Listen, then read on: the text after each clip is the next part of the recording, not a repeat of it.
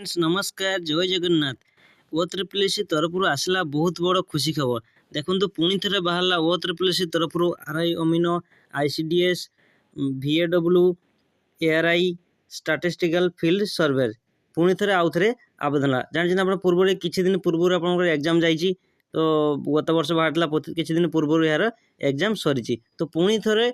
double यार post पुणी थे इनक्रीज कर बाहर कराई तो देखो केवठ यार आवेदन हो 7/1/2024 पाखु अलरेडी यह एप्लाई आवेदन हो गला देखो यार लास्ट डेट रही 31/1/2024 यार लास्ट डेट रही तो आप जल्दी जल्दी जाए ऑनलाइन जेको जनसेवा केन्द्र जाकि ऑनलाइन रेजिस्टर कर दिंतु देखो यार पोस्ट केते कौन रही सर्वप्रथम आप वीडियो को प्रथम शेष पर्यटन देखो जदि आप चैनल नुआ आसते चैनल को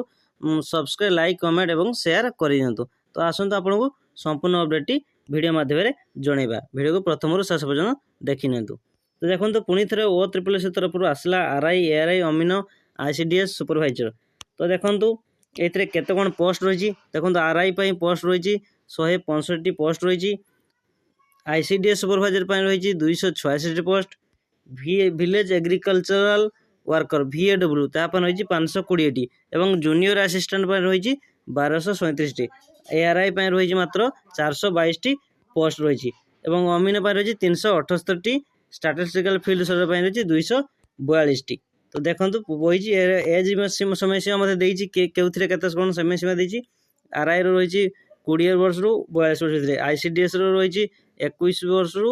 अधिका और VLW रही से 21 रु 42 भितर तो एम क्वालिफिकेशन कौन ना ARI आउ आमर जो VAW यहाँ रही +2 रही ICDS RI और स्टैटिस्टिकल फील्ड सर्वे रही +3 पास कर दरकार एवं जूनियर असिस्टेंट रही +3 पास तो देखो आप सब पोस्ट एप्लाई करने चाहते तो आपको यही सब पोस्ट पर आपंकर क्वालिफिकेशन थी दरकार जदि आप क्वालिफिकेशन अच्छी तो आपने ऑनलाइन आवेदन करें देखो बर्तमान साइट टी बहुत प्रोब्लेम हो तो आपने केते अप्लाई करें देखो सकाଳେ भोर भोर यह बहुत स्पीड चलती तो आपने जदि न्यू यूजर तो संपूर्ण रूप ऑनलाइन रजिस्ट्रेशन करेंगे जदि आपने आगुरी यूजर अच्छा